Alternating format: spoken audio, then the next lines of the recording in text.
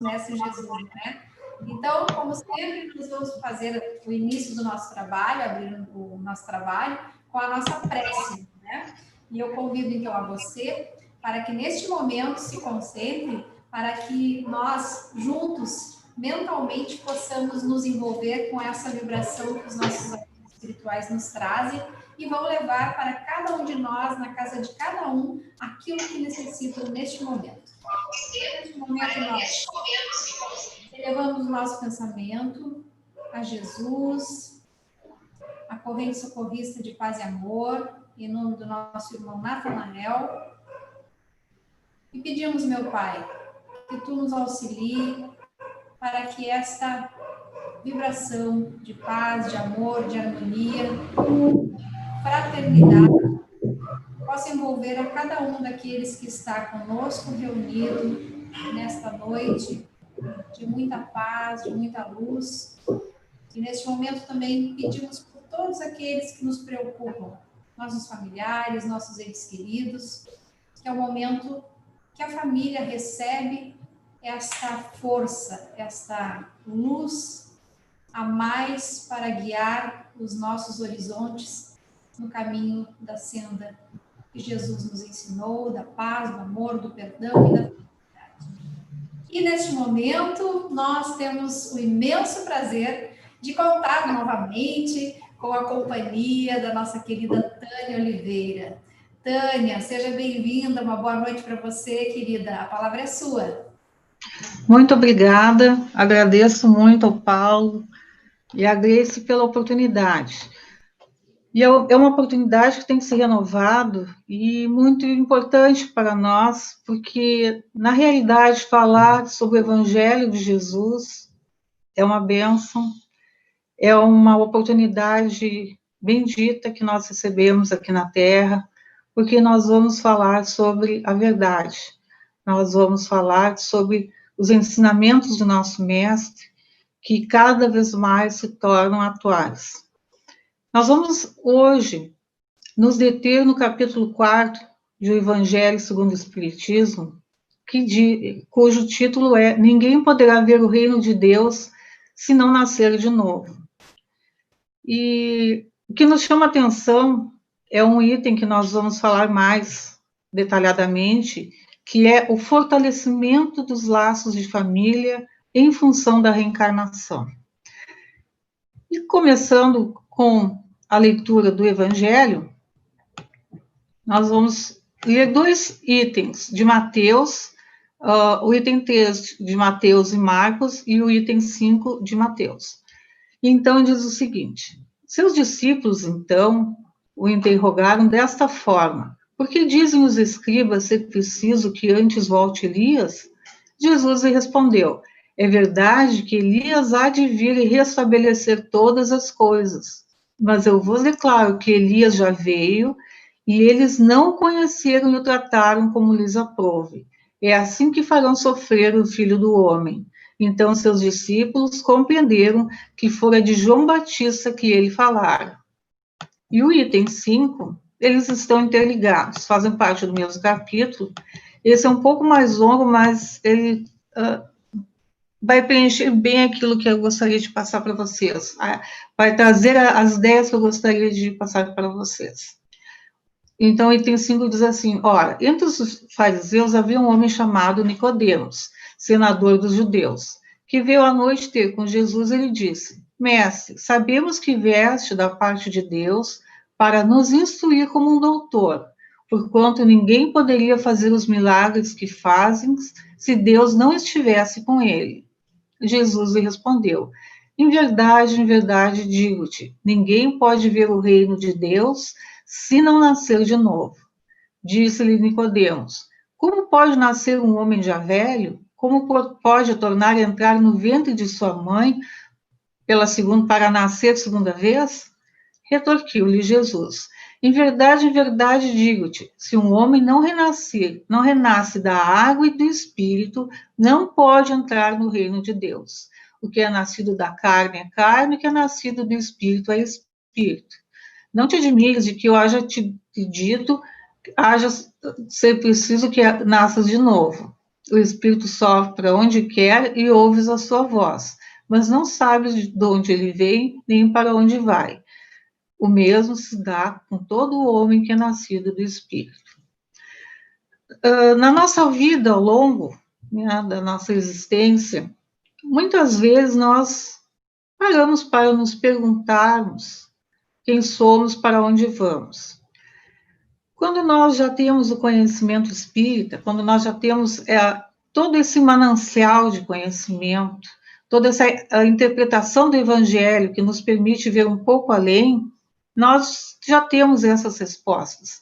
Mas quantos ainda buscam, quantos ainda procuram saber, quantos essas questões existenciais continuam incomodando, e no momento de dificuldade como a Terra passa agora, essas questões filosóficas, de sentido filosófico mais amplo, se tornam mais presentes na vida das pessoas. Porque se nós encontramos referenciais à nossa existência que nos mostrem determinadas respostas, que nos mostrem determinados tipos de condutas que nós devemos ter, nós nos sentimos muito perdidos. E esses referenciais, muitas vezes, as pessoas não aceitam por virem da parte das religiões. Mas nós sabemos que a doutrina espírita ela tem um tríplice aspecto. Além do científico, existe o filosófico e o religioso. Nós vamos abordar hoje o sentido religioso, que é o que a gente está buscando no momento, é o que responde melhor às nossas necessidades. Nós, em relação à reencarnação, existem abordagens como de André Luiz, que é científica e que não é o motivo hoje da nossa conversa, mas nós pretendemos que, no sentido religioso, estudando as máximas de Jesus, os ensinamentos de Jesus, nós possamos transmitir aos irmãos alguma ideia que os faça pensar, pelo menos, né? Isso já vai atingir aquilo que nós estamos buscando. O que nós precisamos é pensar sobre a vida, não deixar que a vida nos leve, não nos deixar levar pela vida. Nós somos os artífices do nosso destino. Nós estamos na Terra com uma finalidade. Toda a criação divina, ela passa sempre a ideia de utilidade. Deus não criaria o universo, tudo aquilo que nós conhecemos, inclusive a nós mesmos, se não tivesse um fim, não tivesse uma finalidade. E é justamente a falta de respostas que levam as pessoas a descrerem em Deus. E quando, na verdade, deveriam buscá-lo ainda mais para que encontrassem respostas às suas perguntas.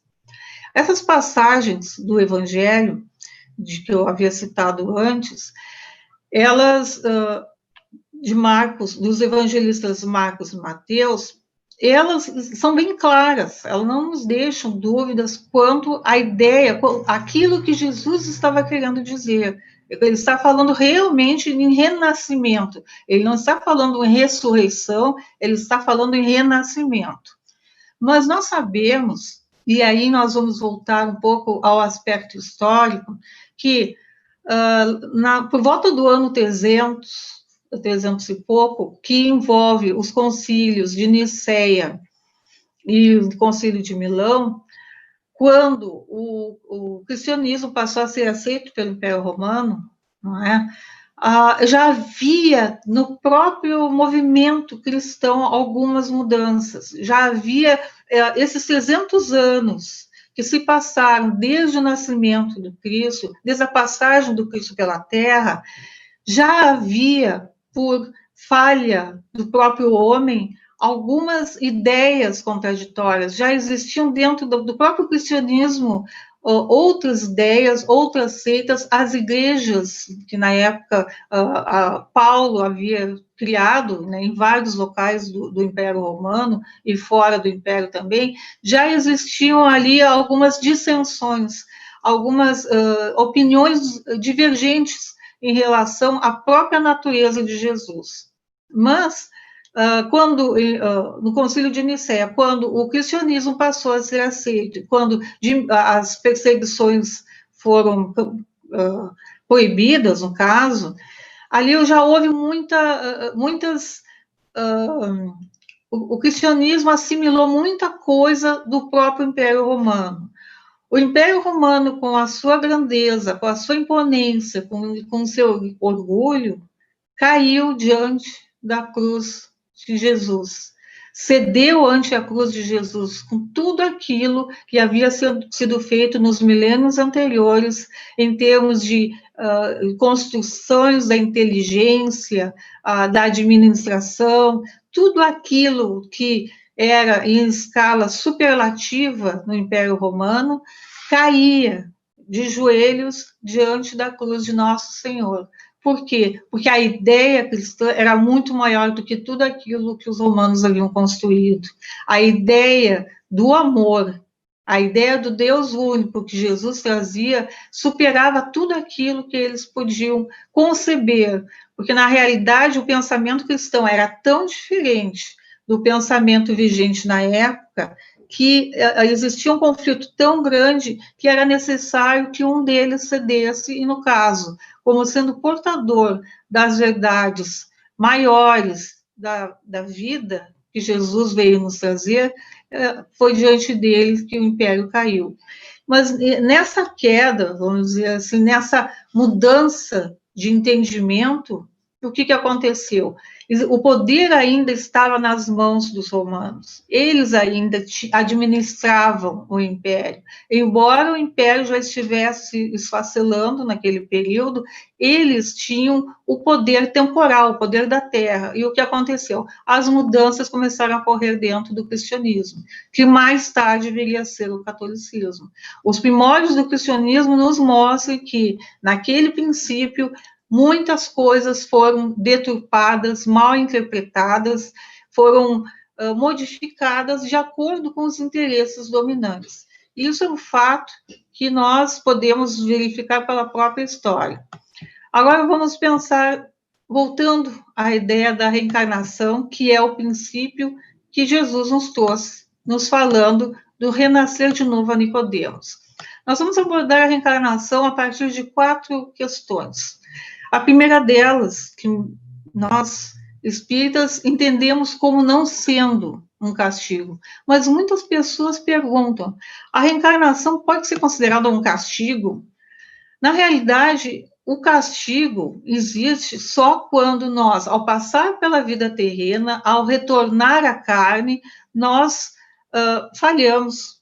No caso de havermos falhado na nossa tarefa, na nossa missão, naquilo que nós viemos fazer, aí sim nós falhamos. E quando nos questionam assim, tá, mas as pessoas só nascem para sofrer, a gente volta para a Terra apenas com a finalidade de sofrer?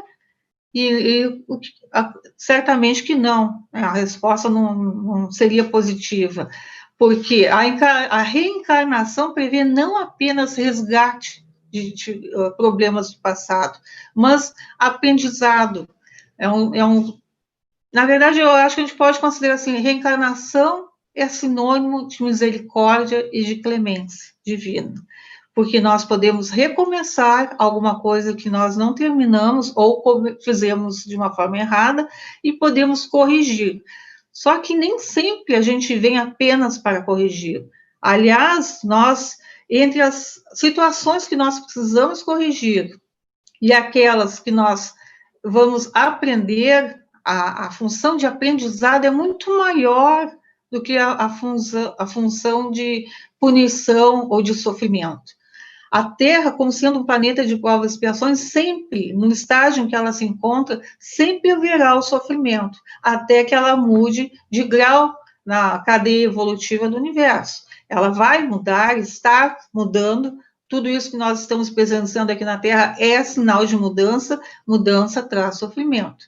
Mas nós, ao reencarnarmos, não viemos apenas com a finalidade de sofrermos, nós viemos também num trabalho de aprendizado, de reeducação do nosso espírito. Nós precisamos lembrar sempre que Deus é misericórdia infinita, é a bondade suprema, e não nos colocaria em situações difíceis se não existisse nisso justiça. A justiça divina se cumpre de uma maneira muito mais perfeita que na Terra. E se nós pensarmos que na Terra o maior criminoso tem a oportunidade do recomeço, é-lhes dada a oportunidade de recomeçar através de programas de reeducação, a nova oportunidade é dada aqui na Terra, já que ainda é um mundo de provas e expiações. Que dirá do Senhor do universo, quando nos concede a bendita oportunidade de retorno, para que nós possamos corrigir aquilo que foi mal feito. O nosso livre-arbítrio nos leva, às vezes, a fazer coisas que a gente depois se arrepende. E, para isso, nós não precisamos voltar à encarnação passada, basta nós voltarmos ao dia de ontem. Se nós formos pensar, quantas coisas nós já nos arrependemos, fizemos no dia anterior. Então, a ideia de que reencarnação é sinônimo de castigo, ela pode ser totalmente descartada por nós, porque nós estamos em um processo de aprendizagem do espírito. E mesmo quando sofremos, mesmo nas provas, mesmo nas dificuldades, nós estamos em processo de reaprendizado, de reeducação do nosso espírito imortal. Por que existe essa necessidade da encarnação? Porque ela é uma lei da natureza. E como eu já tinha falado anteriormente, é isso que nos leva ao aprendizado, é isso que nos leva a concretizar o aprendizado. Porque quando nós estamos no plano espiritual, antes de reencarnarmos, nós passamos por vários tipos de escolas. Quem conhece a doutrina sabe que André Luiz explica bastante, bem detalhadamente isso. Então, nós passamos por várias, a gente pode dizer escolas mesmo, lugares onde nós vamos aprender nas situações que vão nos aumentar a nossa bagagem espiritual, sempre tendo em conta que nós vamos retornar. Então, eu já tinha comentado, nós lá aprendemos aí a parte teórica, lá nós vamos estudar, nós vamos nos aprimorar, nós vamos aumentar o nosso cabedal de conhecimentos, até porque nós temos a lembrança das outras vidas. Mas aqui é a hora de nós, então, praticarmos. Aqui é a hora da praxis. Aqui a gente vai levar a coisa, vamos ver se nós aprendemos mesmo. É a nossa testagem. É fácil? Nunca vai ser fácil, porque a gente sabe que a teoria é muito diferente da prática. Então, quando a gente vem para a Terra, a gente percebe, assim, por alguns relatos dos espíritos, que existe um temor na hora da reencarnação. Nós, quando desencarnamos, nos sentimos assustados porque não nos lembramos do que nós vamos encontrar, né, no plano espiritual. Ou, às vezes, abrindo um parênteses, até nós lembramos, e às vezes a lembrança não é boa. Então, a gente sente aquele temor, né, de retornar, talvez para um local que a gente já tenha estado. Mas quando a gente reencarna, o medo talvez seja até maior, porque aí nós viemos sabendo do que vamos, das forças que nós vamos precisar ter aqui na Terra. Nós vamos ter, tendo aquele compromisso de praticar o que aprendemos no plano espiritual. Quando nós chegamos aqui, existe o temor de nós, pelo esquecimento ou pelas nossas tendências ainda muito instintivas, muito negativas, nós voltarmos a praticar erros já cometidos. Nós temos medo de reincidirmos nas nossas dificuldades. E aí reside um dos temores que os espíritos têm quando retornam. Mas nós sabemos que as leis que regem o universo, as leis criadas por Deus, sempre elas são feitas no sentido de que facilitem a nossa vida, de que as coisas se tornem cada vez mais fáceis, nós tenhamos grandes chances de concretizar aqueles compromissos que nós assumimos no plano espiritual. Nós reencarnamos temerosos, mas graças aos braços amigos, os braços carinhosos dos nossos pais, que com todo o amor e com todo o carinho procuram nos reconduzir no caminho da vida, então, aí nós começamos a ter aquela tranquilidade de podermos recomeçar uma encarnação em bases mais tranquilas, mais serenas. Lógico, isso não acontece com todos os espíritos. Há espíritos que desde o nascimento já passam por dificuldades. Mas, enfim, a grande maioria, a gente sabe que retorna a um lar, e isso, assim, nós vamos conversar no próximo tópico.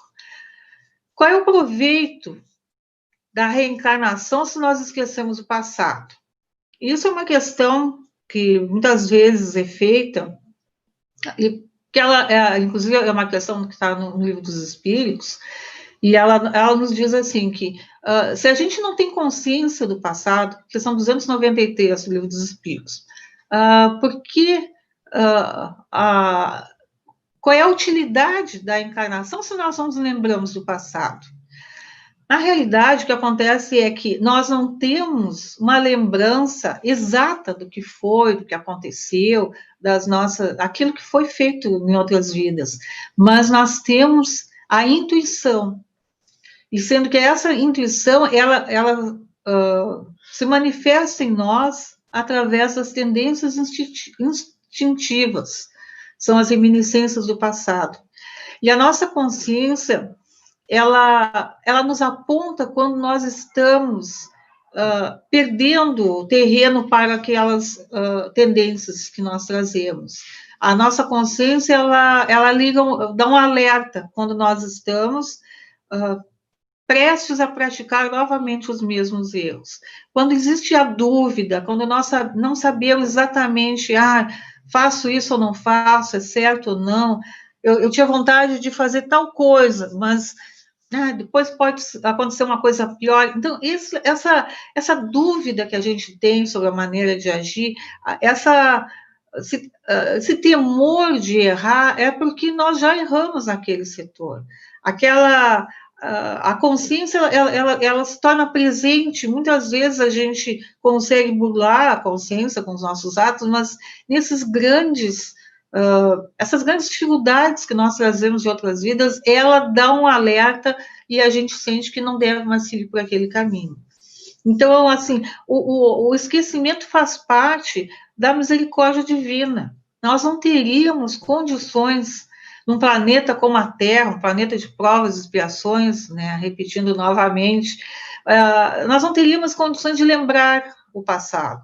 Até porque Emmanuel, no livro Religião dos Espíritos, ele nos diz que poucos habitantes da Terra têm um passado que a gente pode lembrar sem ter vergonha, sem nós não nos sentirmos envergonhados. Poucos são aqueles que têm, no passado, grandes realizações. Nós, na grande maioria, né, dos seres que habitam a Terra ainda, nós temos dificuldades no passado. E essas dificuldades, com certeza, iriam nos entravar as nossas ações no presente, porque nós teríamos contato com pessoas que nós prejudicamos, nós poderíamos nos ver como realmente nós somos, pelo que nós já fizemos. Nós melhoramos, com certeza, em relação ao que nós já fomos, mas, às vezes, a melhora não é tão grande. Nós ainda estamos na luta, nós ainda estamos tentando vencer as nossas dificuldades. E essas dificuldades, elas são infinitas, como infinitos são os defeitos humanos. Nós temos vários setores que a gente não conseguiu ainda vencer. É lógico que, para chegarmos onde já chegamos, já temos algumas conquistas. Isso não tem a menor dúvida. Nós já temos algumas coisas que já nos colocam numa situação melhor. Mas daí a lembrarmos o que nós já fizemos, isso seria a misericórdia divina se apresenta na nossa vida, fazendo com que a gente esqueça. como a gente, às vezes, aqui na Terra, tem vontade de esquecer o que praticou há pouco tempo, como eu tinha dito, então vocês imaginam grandes dificuldades que a gente teve. Quando nós não tínhamos ainda as noções do bem e do mal, quando nós seguíamos, éramos muito mais instintivos, quando nós usávamos a religião para acobertar, muitas vezes, atitudes menos dignas. Enfim, tanto são os erros humanos quanto são os defeitos dos homens. E, a partir disso, então, a gente tem que sentir até um alívio, não lembrar aquilo que já foi feito, para que nós possamos, ao renascer, com um novo corpo físico, com amplas condições de saúde, de tranquilidade, nós recomeçarmos uma nova vida, recomeçarmos uma nova história. Isso é que é o importante, isso é que a reencarnação tem que trazer esse conceito para nós, de oportunidade, nova oportunidade, que a misericórdia divina nos coloca nas mãos. E nós temos uma lição do nosso irmão Francisco Spinelli, que vem nos mostrar, então, que a reencarnação, ao contrário do que muitos dizem, que enfraquece os laços de família, ele vem nos mostrar que, na realidade, ela fortalece os laços de família. Nós, quando pensamos no enfraquecimento dos laços de família, porque, eu posso ter várias mães, vários pais, vários irmãos, mas, assim, isso é uma prova de egoísmo. Nós estamos na Terra para desenvolver o amor por todos os seres, o amor universal. O amor é a lei do universo. Nós devemos amar a todos os seres, a toda a humanidade. Então, quando nós nos restringimos a uma família, a poucas pessoas, e o nosso amor se dedica só a elas, e nós não queremos que ele siga adiante, que ele não se divida, então nós estamos dando uma demonstração de grande egoísmo. Mas isso não acontece. Na realidade, o que acontece é que os nossos laços se ampliam. E o nosso irmão Francisco Spinelli, no livro Falando a Espiritualidade, ele nos diz assim, que quando a gente desencarna, a gente fica muito surpreso com a família numerosa que nós temos no plano espiritual. No plano espiritual. A quantidade de espíritos que está ligadas a nós por laços de amor, laços de grande afinidade. Então, e aí a gente, do lado de lá, às vezes compreende melhor, né? Mas nós, já que a gente está estudando aqui, ele nos coloca que, não, aquilo que a gente, né, dentro do Espiritismo já sabemos, não há causalidades nos laços de parentela. Nós não nos reunimos numa família por acaso. A lei divina, ela vai nos aproximando daquelas pessoas sutilmente, de maneira que a gente possa abrigar dentro do nosso lar, muitas vezes, pessoas que a gente prejudicou, que não precisam ser necessariamente inimigos, mas que são pessoas que estão nos cobrando, pessoas aos quais nós devemos quitar dívidas, nós devemos para aquele ser que está no nosso lar. E a gente sabe, e agora, assim, trazendo para a nossa realidade, né, da pandemia, a gente sabe que a equipe familiar não é sempre um jardim florido. Nós sabemos que no dia a dia, na vivência diária, nas dificuldades que vão surgindo, muitas vezes elas se tornam um espinheiro de angústias, de incompreensões, de preocupações, e que exige muito sacrifício. O que está acontecendo agora na pandemia? Muitos lares sendo desfeitos, muitos atritos entre as pessoas, que antes não aconteciam porque elas estavam mais distantes, né, trabalhando, estudando, pais e filhos, o marido e mulher. Então, assim, não existia aquela necessidade de convivência. E nós sabemos que o mais difícil é a convivência, porque o ser humano ainda tem dificuldade em demonstrar o amor. Pode sentir o amor, mas ainda tem muita dificuldade em demonstrar. E dentro dessa ideia da reencarnação, a gente aceita que nós recebemos espíritos de diferentes posições no nosso lar. todos eles buscando reequilíbrio espiritual.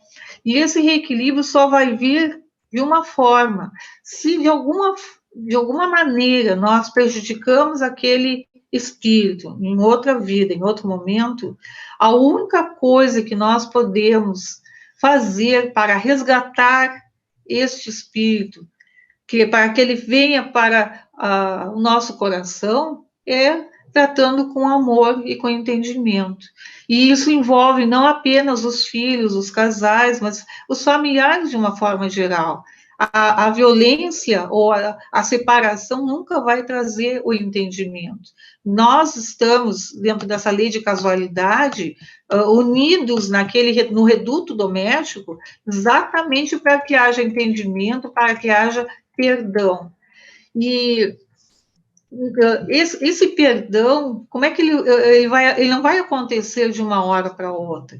Ele vai acontecer aos poucos, nós, através das lutas da família, do dia a dia, das experiências as situações que nós vencemos juntos, as experiências redentoras, elas vão nos aproximando uns dos outros. Nós vamos nos perdoando sem nos dar conta. Nós vamos mudando os nossos sentimentos sem percebermos. Nós vamos abraçando aquele ente, aquele familiar que talvez tenha sido um problema, mas nós vamos mudando o nosso sentimento em relação a ele. E aí está assim o que a gente pode mostrar de mais belo na reencarnação.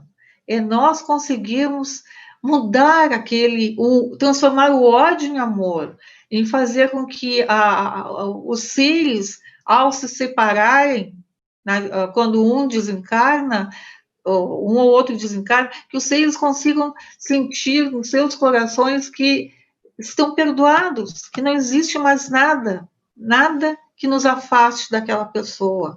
Nós, por exemplo, às vezes, um pai ou um filho que tem dificuldade, que passam, às vezes, durante toda uma encarnação com dificuldade, mas quando surge a necessidade deles se ampararem, de eles estarem juntos, de um cuidarem do outro, enfim, quando surge aquele momento em que nós trocamos o ódio ou a mágoa pelo amor, aí, assim, nós ganhamos aquela encarnação. Às vezes, a gente tem uma pessoa que é aquela que é o nosso problema, vamos dizer assim, né? Problema entre aspas. Na verdade, é um antigo companheiro do passado que retorna à nossa vida, buscando o amor que muitas vezes nós deixamos de dar. E é com esse amor, com esse entendimento maior da finalidade da nossa existência que nós vamos trazer aquele espírito para nós e vamos cumprir, então, aquilo que deveria ter já ter acontecido, que é nós perdoarmos e amarmos, especialmente aqueles com que nós temos mais dificuldade. Eu acho que era isso por hoje, né? Eu peço desculpas se passei um pouco, e gostaria, assim, de dizer aos irmãos que da alegria sempre renovada, que é de estar aqui e poder compartilhar esses momentos com todos. Muito obrigada. Tânia, muito obrigada. A gente tem um imenso privilégio aqui de contar com colaboradores como você, como os outros amigos da Paz e Amor que têm nos trazido, compartilhado com a gente todo esse material de conhecimento. Então, assim, nós somos imensamente gratos por vocês que estão colaborando com a gente aqui. E vocês... É uma alegria. Você, de forma especial, você tem um lugarzinho, né? Bastante importante nas nossas vidas, porque você é bibliotecária de profissão e você cuida dos livros da nossa Paz e Amor, né, Tânia? Você é a pessoa que transformou a nossa biblioteca, que reformou, que cuidou de todos aqueles livros que estavam lá, né? E além de tudo, porque muita gente que está aqui não tem a oportunidade de te conhecer como a gente tem, né? você também é autora de vários livros psicografados, né? Entre eles, a gente estava remexendo nas coisas aqui, tem um aqui Eu me lembro dele. de uma paixão, e a gente estava lendo, né, que tem uma passagem aqui que fala que você teve um sonho, que você, certa ocasião, em um dos seus sonhos, você abriu um livro na tua frente e notou que ele estava com as páginas em branco, como que à espera para ser escrito. Conta um pouquinho pra gente como é que foi essa experiência, Tânia, de você ter esse sonho e desenvolvido a tua psicografia. É assim, muitos dos livros, eles surgiram de sonhos, eles começam muitas vezes com sonhos, né? Eu agora publiquei um em abril, que é o último, né? Que é o Laços da Vida. Vamos sabendo como é que é o nome? Laços da Vida. Laços da Vida. Esse foi o último. Abril de 2020? Sim, ele saiu em plena pandemia, então ele ficou meio quietinho lá no cantinho dele, mas é um livro que eu gostei bastante. E a venda, como é que ele está? Como é que ele está, esses Laços da Vida? Olha, ele já passou para a segunda edição. Assim, foi uma alegria que mesmo com a pandemia ele passou para a segunda edição. Mas como eu estava dizendo, ele... o André trouxe aqui. Que bom, que bom. Deixa eu ver a capa. Deixa eu botar ele mais para o meio. Isso. Que linda capa. Que linda. Muito lindo. Aonde tem para comprar, para quem quer comprar? Olha, na internet, várias lojas, né? E assim, a própria editora, assim, a própria editora Candeia também está vendendo, e ali é interessante. Mas como tu estavas falando, realmente foi um sonho. Eu tive, assim, algumas vezes vem como visões, né? Que eu, na hora, não sei o que é. Eu digo, meu Deus, estou vendo isso para quê, né? Mas aí, durante o livro, volta a imagem, daí eu... Mas, assim, essa do que eu vi os livros vazios, eu peguei o livro vazio, né? E não... Eu digo, meu Deus, para que eu... Eu comprei o livro, cheguei em casa, o livro estava vazio. Era esse o sonho. Eu disse, que coisa estranha isso. E depois também, numa atividade lá dentro da Paz e Amor, eu vi, assim, muitos livros em cima de uma mesa, mas eu vi os livros que tem na biblioteca, né? Com as capas, assim, tudo, né? Todos encapados. Só para quem não está muito familiarizado, a Tânia via, mas não é ver com a nossa visão física. Sim. Através de uma visão espiritual. E aí ela percebia que então era uma mensagem para que ela psicografasse. Estou certa ou não?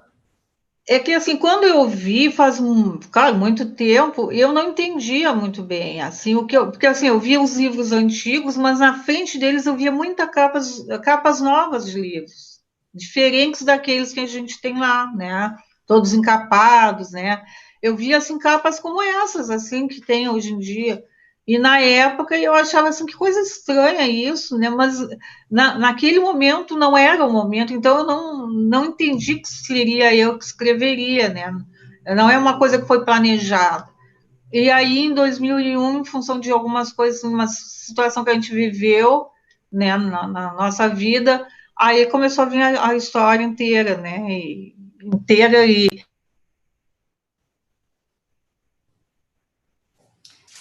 Som. Estamos sem som, Tânia. O áudio. Deve ter batido. Não, daí, assim, começaram a vir as ideias, era uma situação, assim, que eu tinha, né, que colocar no papel, mas com a orientação que eu recebi na Paz e Amor, especialmente com a dona Yolanda, as coisas aí se encaminharam. Aí ela disse que eu, né, prosseguisse, que era esse o trabalho que eu tinha que fazer, né, então... Aí a coisa foi, né, foi indo, e é cada vez mais surpreendente como as coisas vão acontecendo, né. A coisa foi indo, mas para escrever, eu quero que tu conte um pouquinho para a gente como é que funciona essa rotina, porque o desenvolvimento da mediunidade, nós sabemos que ele deve ser, a priori, realizado dentro da casa espírita. As tarefas mediúnicas são normalmente realizadas dentro da casa espírita. Mas seria impossível escrever um livro dentro da casa espírita, não é? É justamente por isso. Como é que funciona essa escrita da psicografia? Como é que é essa rotina? Então, assim, agora eu vou te contar os detalhes, né? Porque quando eu comecei a ter essa vontade de escrever, né? Eu até comentei com o André, né? Eu digo, olha, eu tenho que escrever, minha cabeça está em outro lugar, eu estou vendo cenas, né? E uma história inteira. Ele diz, eu acho que tu tem que ter cuidado, né, com isso. E realmente é o que a gente sabe, a gente não pode, eu não poderia ficar escrevendo. Aí eu encontrei a dona Yolanda e ela me disse que queria falar comigo. Mas na realidade era eu que queria falar com ela, né? Mas ela me disse, eu quero falar contigo. Daí aí ela que disse assim, vai me ver, né? Tal dia. Eu acho que era um domingo.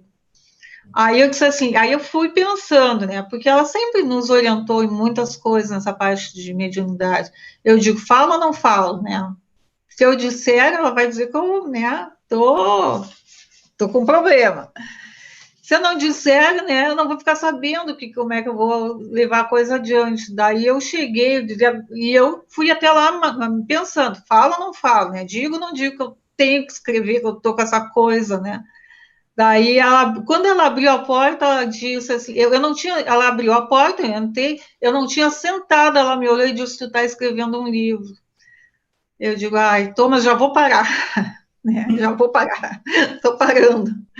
Daí que ela disse que não, ela disse, não, é para tu continuar, é esse o teu trabalho. E aí, assim, ela teve muita participação, né, nos primeiros livros, ela me corrigiu em muitas coisas, né, que eu achava que eu tinha que fazer de um jeito, eu chegava lá, não puxava a orelha, e aí a coisa foi indo, e agora, assim, né, já... As trocas de nome. Depois de tantos anos, né, eu até, assim, tenho casos pitorescos, porque tinha um personagem, por exemplo, assim, né, rapidamente, um personagem que eu mudei o nome do personagem, porque eu achei assim, esse nome não combina, não gostei desse nome, né, eu acho que tem que ser outro nome e mudei. O André dá uma revisada nos livros, né, mas ele não vai notar, né, porque estava lá no meio da história, ele não vai notar, não vai dar problema. Só que quando eu fui falar com ela, né, a gente assim se encontrava semanalmente para conversar. Quando eu fui falar com ela disse assim: o espírito, né, que é o Eudine, né, quem escreve, está dizendo que tu mudou o nome de um personagem e ele está falando que quem escreve é ele e não tu. Tá. Eu digo, tudo bem. Ela não podia ter a menor ideia do que eu tinha mudado, eu não falei, né? Então, assim, nesse sentido, ela foi me conduzindo muito, sabe? E aí eu fui, claro, né? A gente vai aprendendo com a experiência, com os anos de vida também, né? Eu sempre acho assim, é uma coisa assim que, por algum motivo, existe a necessidade de eu fazer, talvez refazendo algum caminho do passado. Não é agora, o meu trabalho é com Jesus, graças a Deus, né? Mas espero que ele esteja sendo feito assim de acordo, né, com a vontade dos mentores e do nosso mestre. São quantos livros psicografados até agora, Tânia? É que tem um que não é psicografado, que é o da Duda, né? Que é a Duda Reencarnação de uma Cachorrinha, né? Sim. Porque também é um bem pequenininho, né? É teu esse livro? Sim, esse é meu porque aconteceu, eu vivi uma situação em função da cachorrinha, né? Sim. Som. Tirou o som. A Duda 1, que a gente, né, perdeu, e depois agora eu tenho a Duda 2. Mas, assim, na época, eu nunca pensei assim, né? Aquilo realmente não ia registrar. Mas aí, novamente, um espírito me pediu que eu fizesse o livro da Duda, né? Que eu levasse adiante o livro. E aí eu estava escrevendo dei uma parada naquele, né? Das Legiões ao Calvário, eu estava escrevendo. Aí eu fui escrever o livro da Duda, que foi mais rápido, né? Ele saiu E pelo retorno que eu tenho, em função, assim, de pessoas que perdem animais, foi talvez dos livros que eu tive mais retorno. Porque pessoas de todo o Brasil entrando em contato comigo, ligando, pessoas assim, não é assim, adolescentes, são pessoas assim, formadas, né, com mais idade, homens que tiveram que se afastar do trabalho porque tinham perdido, né, profissionais, eu digo assim, né, profissionais, pessoas assim, com muita responsabilidade, que tinham desabado porque tinham perdido o cachorrinho, né.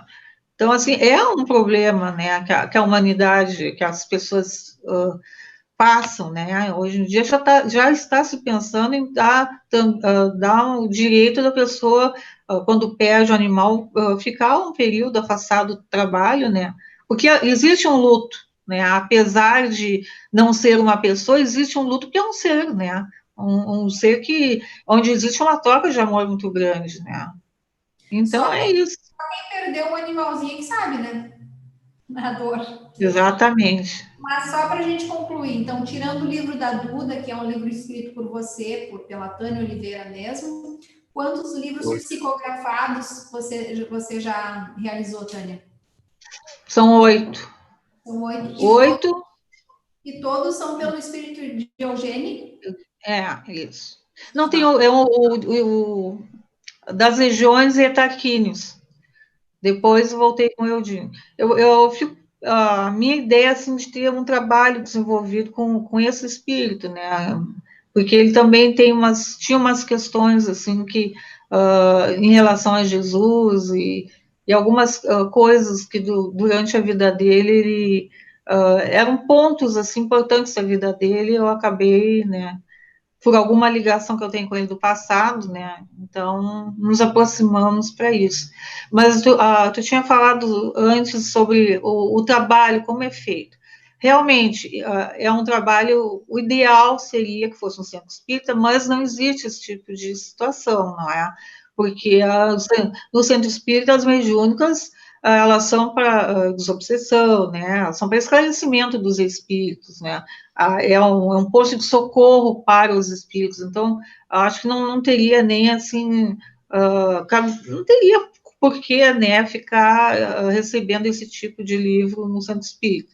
Então, o tempo, né, para você escrever um livro, o tempo que demanda de você se dedicar a ele é um tempo que seria inviável permanecer dentro da casa espírita o tempo todo, né? Penso eu. É um trabalho muito disciplinado, né? Assim como o Emmanuel disse para o Chico, né, que deveria ter disciplina, eu procuro ter disciplina de ter sempre os mesmos dias para escrever, né? Sempre no mesmo horário, e não é muito tempo, assim, os meus livros são demorados, eles, às vezes levam 2 anos, no mínimo 2 anos entre escrever o livro, eu faço toda uma revisão, né, da parte do português, da doutrina, ele, assim, passa por um crivo, assim, bem... Então, quando ele sai, eu, pelo menos, eu espero que não tenha, assim, muito problema, né, mas é um trabalho, assim, que exige bastante por causa disso, né, e até porque a gente ali consegue ver coisas do passado, coisas assim que a minha família, a gente tem envolvimento com as histórias, né? Elas não são à toa que eu estou escrevendo ela também, né? Existe um porquê, e isso, assim, exige da gente, né? A gente precisa estar muito, assim, ligado, né, na corrente espiritual, né? Sempre pensamento muito ligado a Jesus, né? Porque é um trabalho que exige do médico. Caiu de novo. Agora já aprendi. Mas como eu tenho, assim, tive essas orientações da dona Yolanda, né, que trouxe coisas, assim, do Chico também, né, escrevia sempre no mesmo lugar, e, assim, são detalhes que o Chico contava, né, que quando a gente escreve, no caso, né, os romances, ele diz que as paredes ficam impregnadas com os fluidos do livro. Então, é um conselho que ele dava que se escrevesse sempre no mesmo lugar, né? E é uma coisa que eu procuro seguir. Inclusive, tem uma história que dizem que pintaram o lugar, o quarto onde ele escrevia, pintaram, né, pintaram as paredes e aí tiraram tudo. Ele ficou bem... O Chico não ficava bravo, né, mas ele achou, né, foi uma pena. Se sentiu. Não deviam ter pintado, né?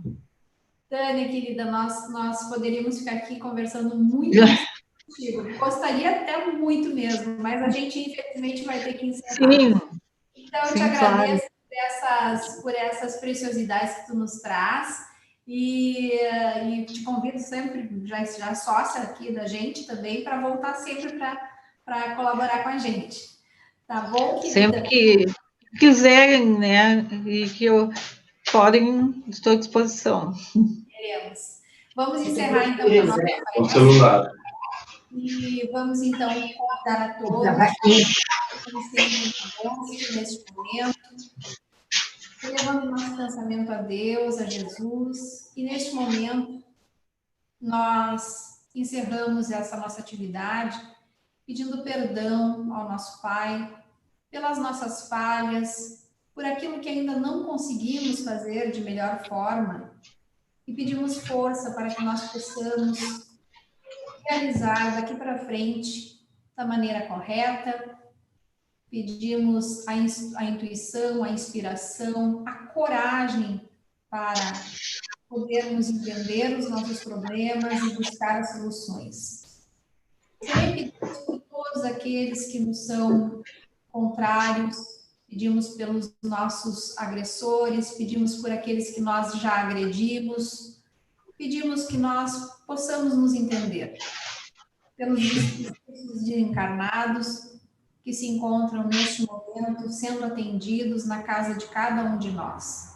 Vamos pedir para aqueles profissionais que estão realizando as pesquisas, buscando a cura, buscando a vacina para este problema que assola a humanidade, que é essa pandemia do Covid-19.